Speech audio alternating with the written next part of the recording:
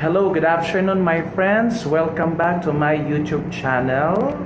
And you are watching John Padillon YouTube channel, and this is my opinion and matters. So it's Saturday again, and I'm very happy to be with you.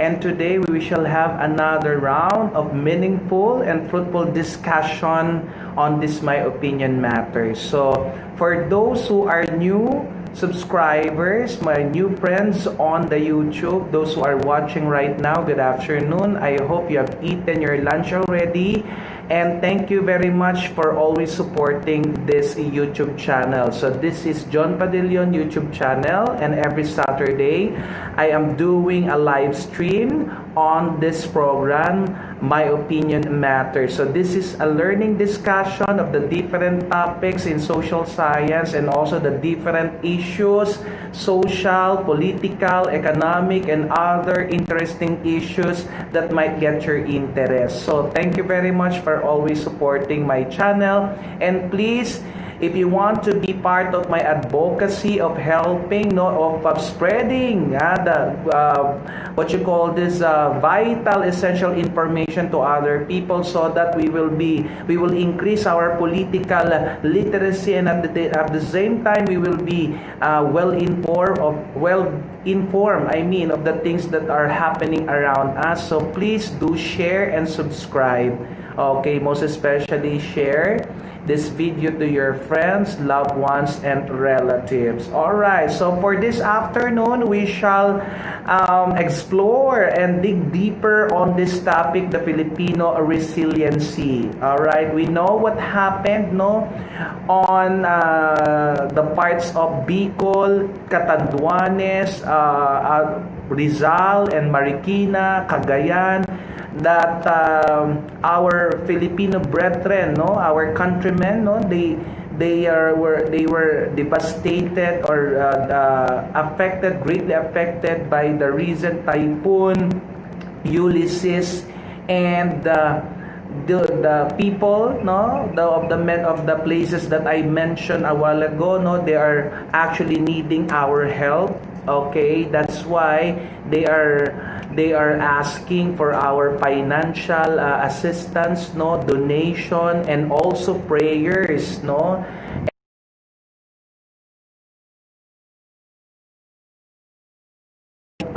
with the disaster and devastation that brought by Ulysses and Typhoon Rolly. And also, we are still in the time of pandemic.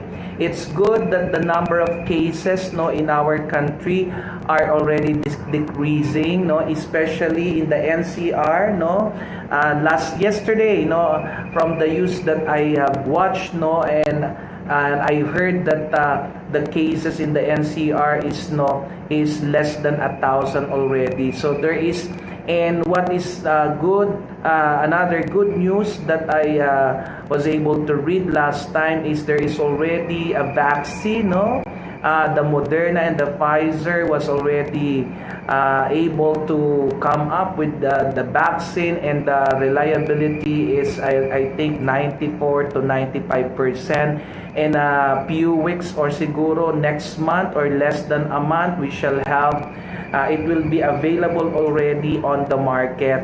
And our government already has pledged, based from the news that I watched last time, Duterte administration or President Duterte has already given the approval to pay in advance, for the possible vaccine that will be distributed here in the Philippines and the rest of the world. So for today, we shall discuss and explore this topic, Filipino resiliency, because we know the fact that despite of difficulties of life, despite of all the negative experiences that we Filipinos have experienced in our lives, in our country, still we were able to cope up, to recover, and we are still enjoying and thanking God. We are still thanking God for everything that we receive from Him and everything that we are enjoying in our life at present. So this is one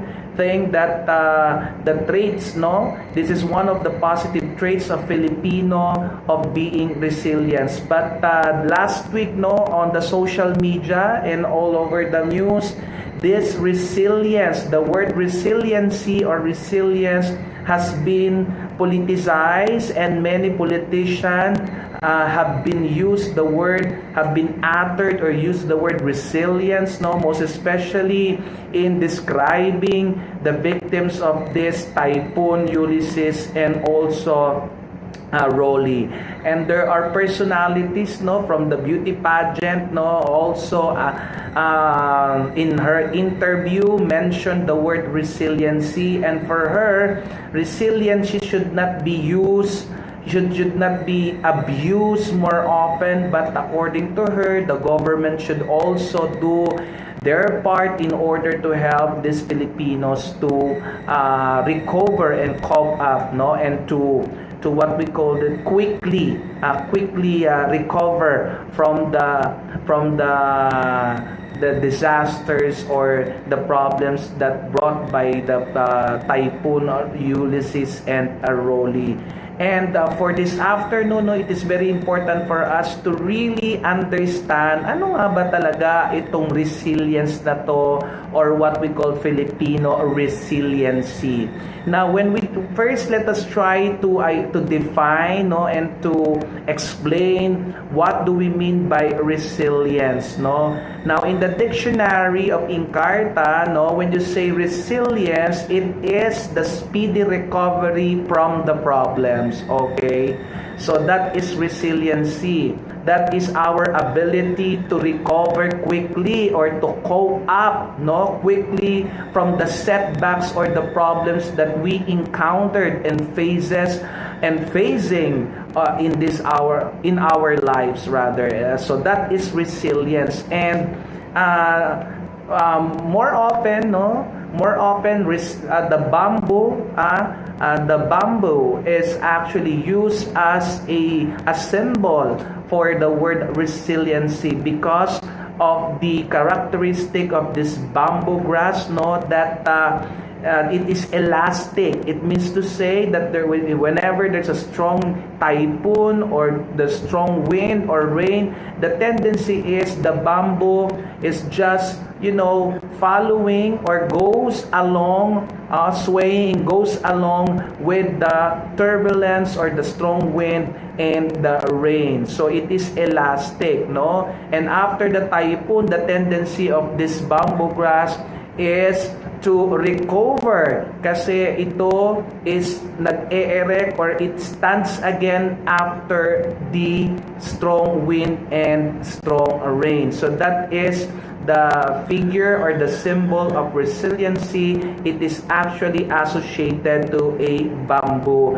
grass. Okay, but the question is, no, how did we develop this Filipino resiliency? All right, so this is something that we need to understand. We Filipinos should be conscious and aware enough. Where did we get this sense of resiliency as a Filipino? Now, on my reflection and research, I will share with you right now. These are the reasons, no, the ways on how we Filipinos were able to develop the sense of resiliency. So the first one, let's take a look on the historical perspective. We know the fact that our country has been colonized and occupied by different European countries and Asian countries. So first, diba, during the 14th, 15th, 16th, 17th to 19th century, our country was colonized and occupied by the Spaniards. And we know that it is obvious that the lives of our forefathers, the Filipinos before, who lived during the Spanish period, their life was not easy.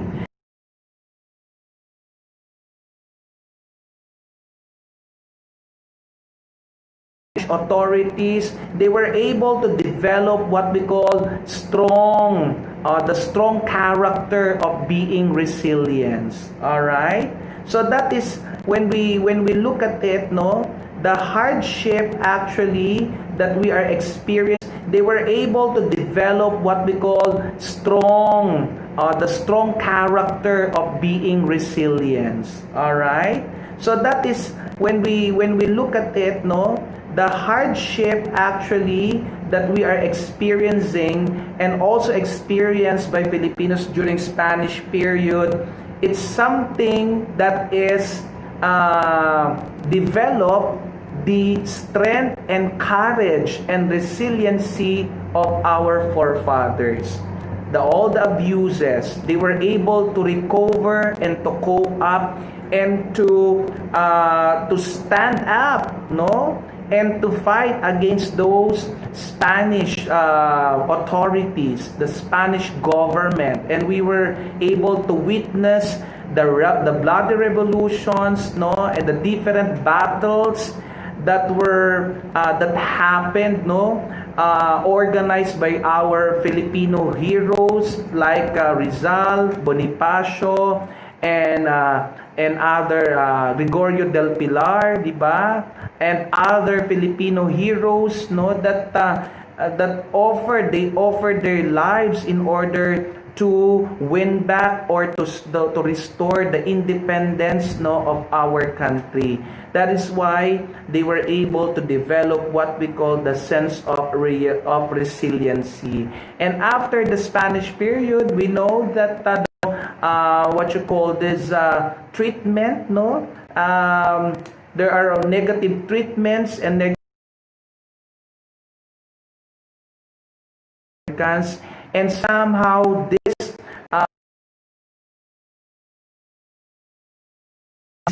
that we have witnessed, no, from and experienced from the occupation of the Americans in our country, somehow also develop the sense of courage, the resilience, and the strength on the character of the Filipinos. And then after the Americans, di ba, we experienced the Second World War. Still, during the Japanese occupation, it was very difficult. So Filipinos were able to recover and to cope up with the bad experiences, the horrible experiences that they also experienced during the Japanese occupation. So from the historical perspective, we can see that because of the different historical maltreatment, abuses, atrocities that this Western people and some of the Asian people has done to Filipino, to our,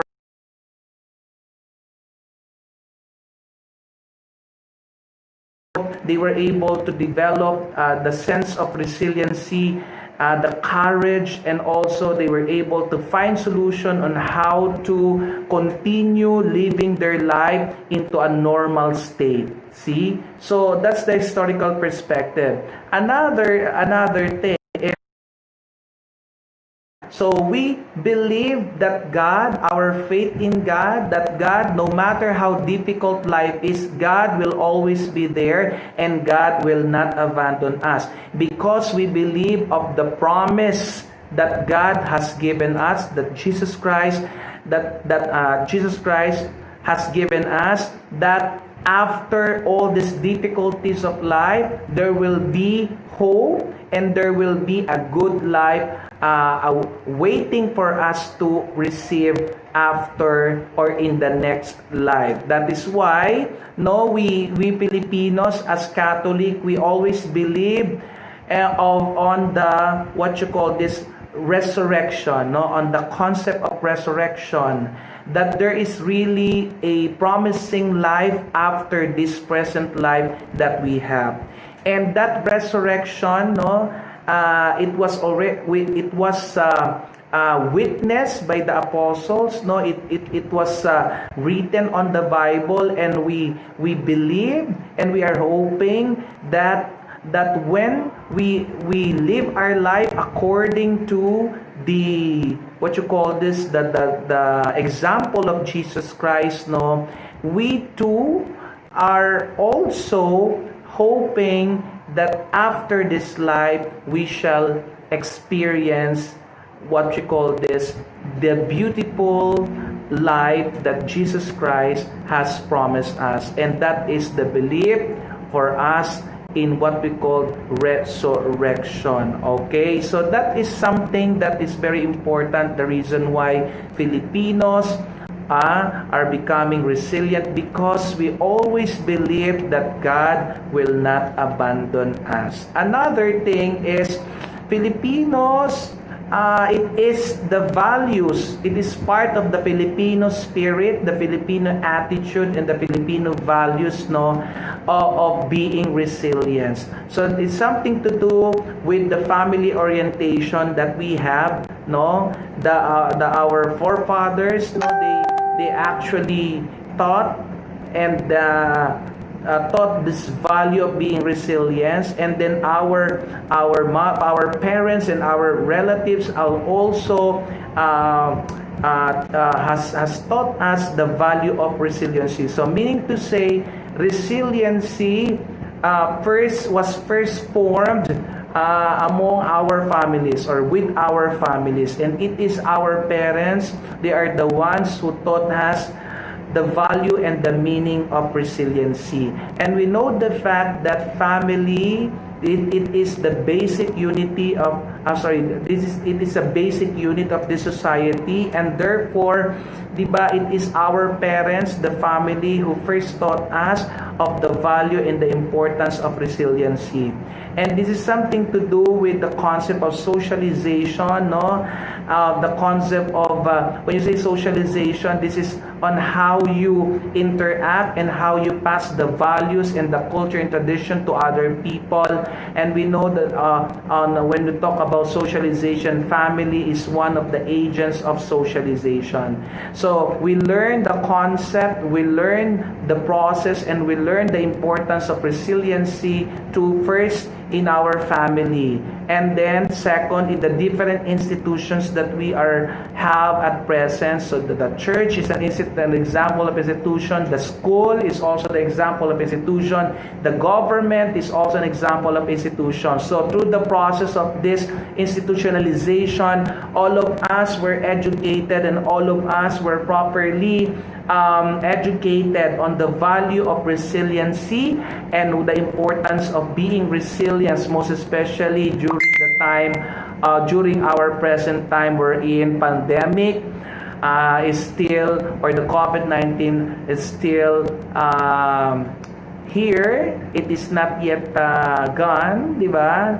We are still in the time of pandemic, and it is very important for us to be conscious that pandemic is still here, and we have to learn how to live along with that virus, and that is actually a sign or one manifestations of being resilient. So that's the Filipino spirit, the Filipino spirit rather. It is part of our values. Resiliency is one important part, no, is another, or actually it is an important part of a Filipino values, and this is something that we learn from our family, and our parents have learned this from their parents, the grandparents, and also from the forefathers. So it is being transmitted to us through the process of socialization and institution, and also the way our parents have nurtured us, have brought us this way. Okay, the next is the geographical conditions. So this is the reason why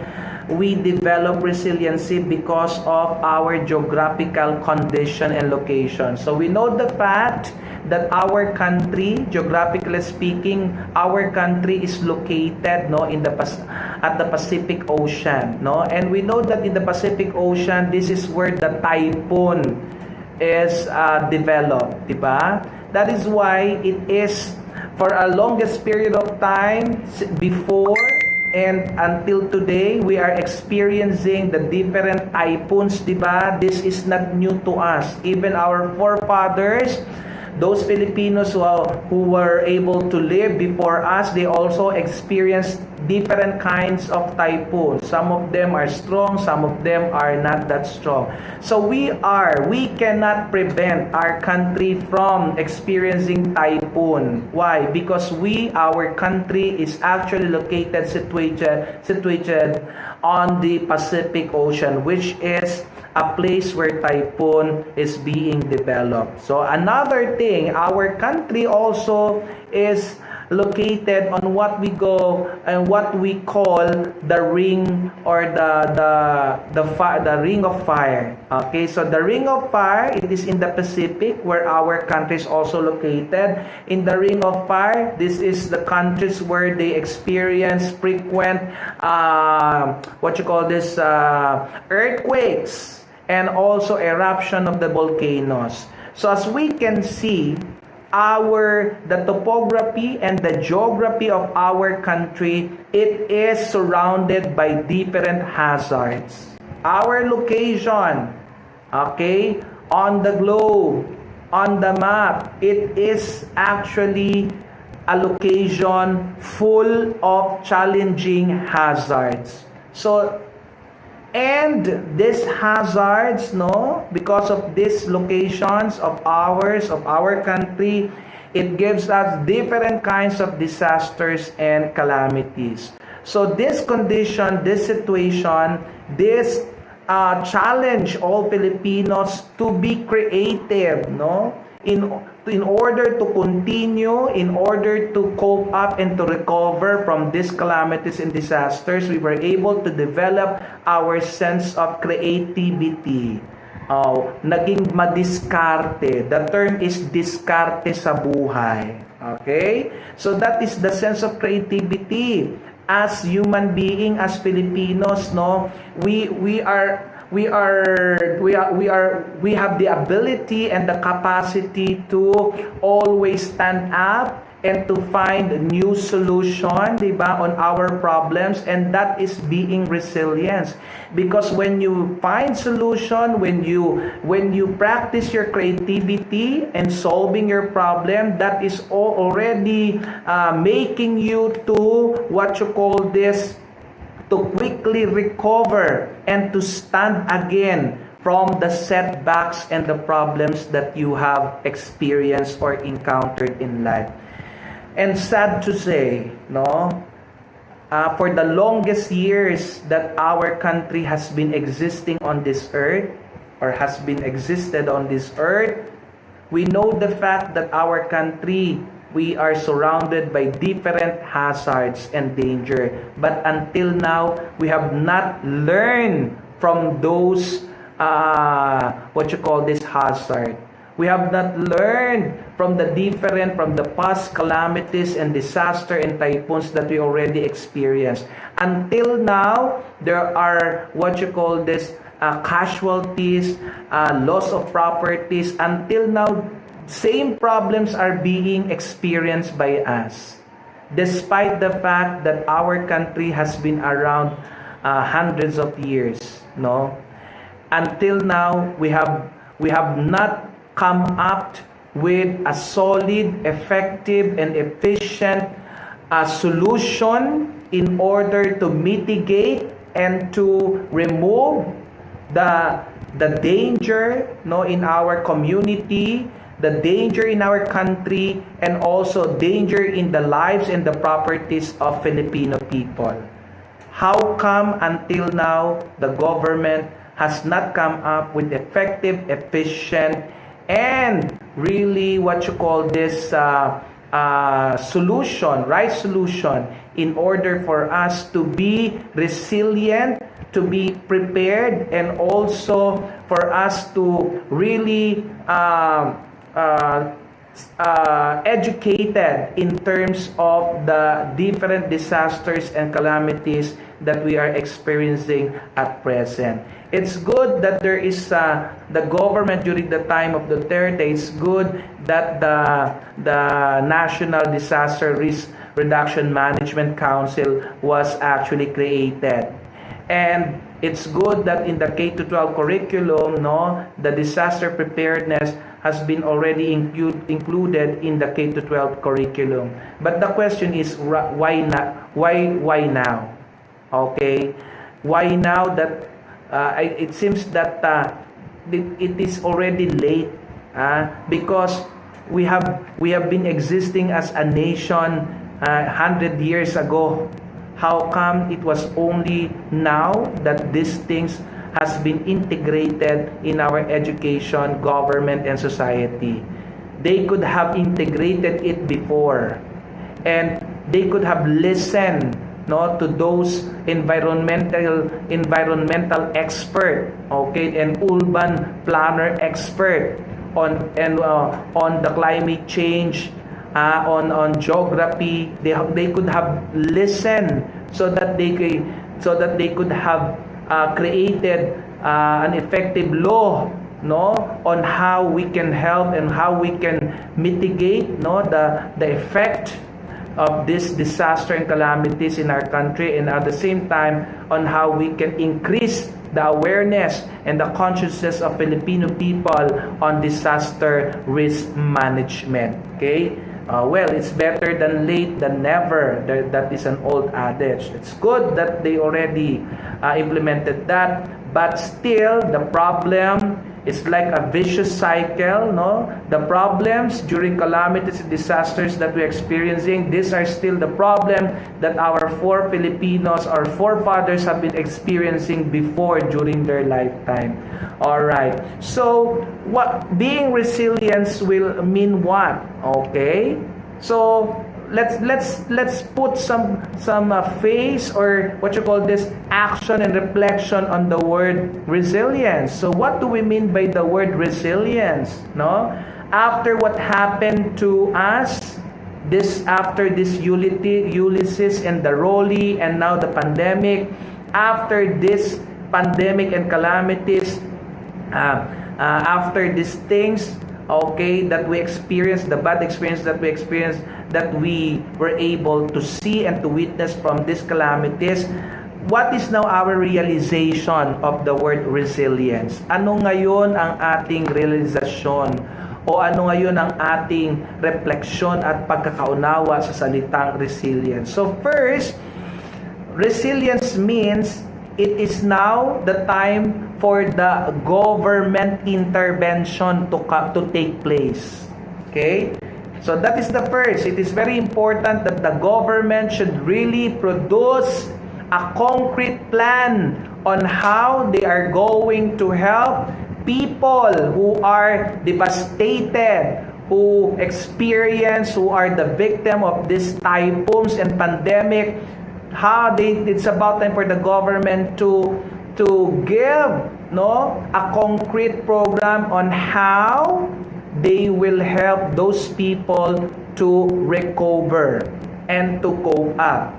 Because right now, those people who are victims, greatly affected by the recent typhoon, they are already in the stage of recovery. And this is a critical stage for those people. That is why the government, they need to help those people at present. And I know that the local government and other agency in the Philippines, the government agencies, even the private sector are actually working hand together in order to help facilitating the recovery of those Filipino, our brethren who directly affected by the recent typhoon, Ulysses and Rolly. But it is very important that the program of the government that they need to produce should be concrete and sustainable. Look at what happened to Yolanda. After several years, what happened to the money that the international community have donated to our country? How many houses right now that were made for the Yolanda victim? Are those houses already finished? Are those houses already occupied by the Yolanda also pandemic to recover? And they will be productive citizen in our society. Okay, so this is very important. Sometimes Resiliency, Filipino Resiliency, on television and radio, politicians are always saying Filipino Resiliency. And some of them, they are actually, what you call this, they are romanticizing it. But that is just statement. What do people need right now is a concrete plan, a concrete solution and sustainable solution that will help them to go back to their normal lives. All right, my dear friends.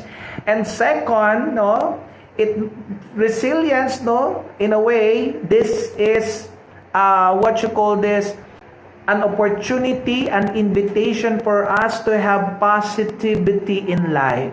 Okay? So this is very important learnings that we have learned after this pandemic, or during this pandemic, and also after this Typhoon Ulysses and Rolly that visited our country. No, it is very important to note that we Filipinos, we never run out of hope.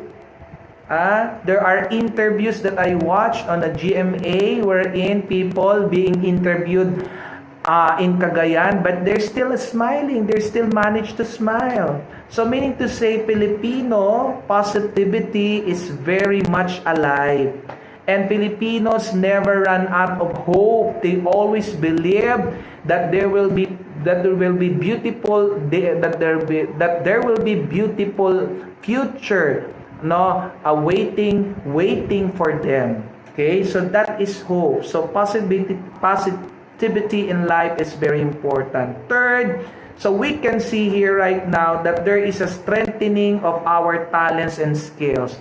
So Filipinos, after this the calamities, or after the typhoons, we can see, no, that Filipinos gradually they are recovering, and at the same time they are becoming resourceful.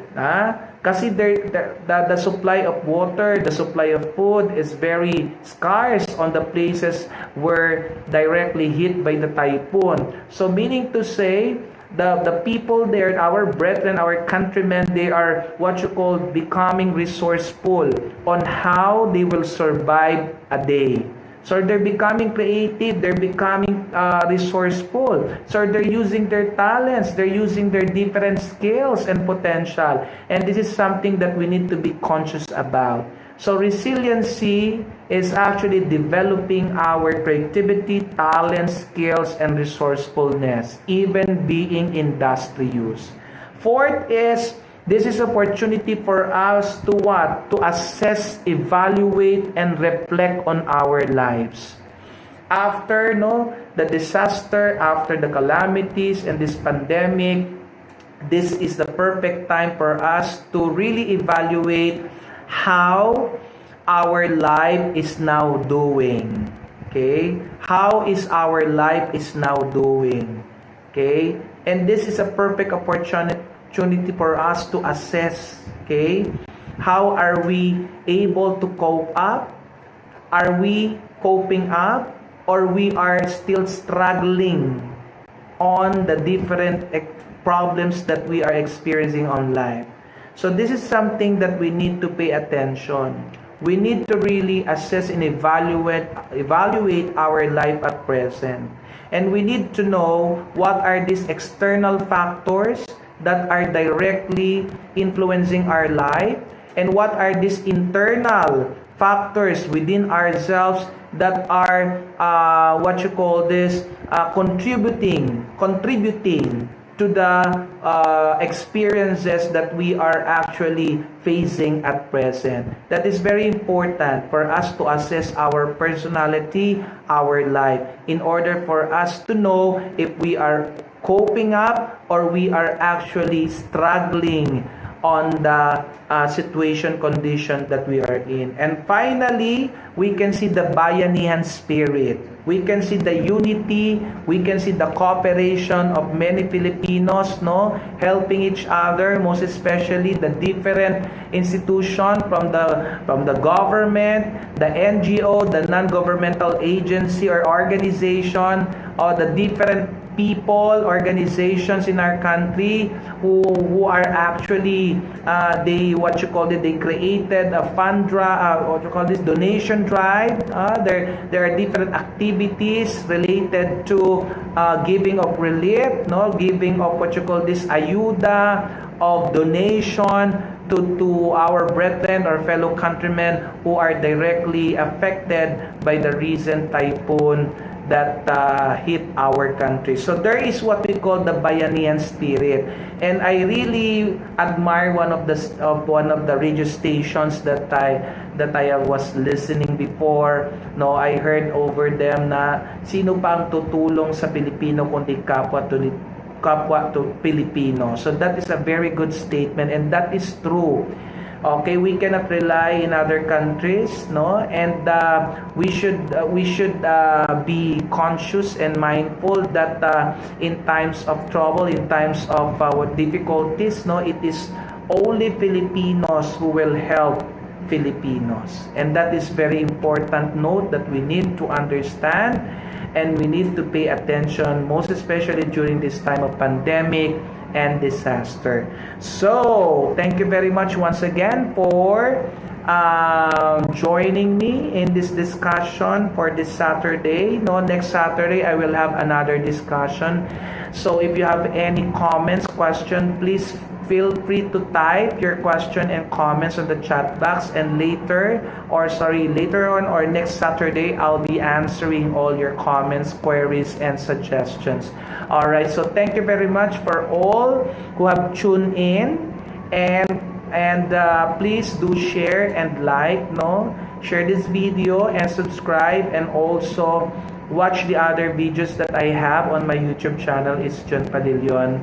Thank you very much for my YouTube subscribers. So the numbers of the subscribers, those who are patronizing this channel, is actually increasing, and I hope it will continue to increase in the days to come. So thank you very much, and I'll see you again next Saturday on another round of our My Opinion Matters. Always remember that no matter how life difficult is, God alone is enough, and that is according to Saint Teresa of Avila. And always remember that tama yon. Sino pa ba ang magtutulungan kundi tayong kapwa Pilipino? So if you have extra money, extra food at home, please donate and give that money, or the canned goods, or the food, the extra food, the clothes that you have, bed sheet or blanket. Please give those things to those people who are actually needed our help, and those are people who are badly affected by the recent typhoon Ulysses and Rolly. So I shall see you again next Saturday dito sa My Opinion Matters.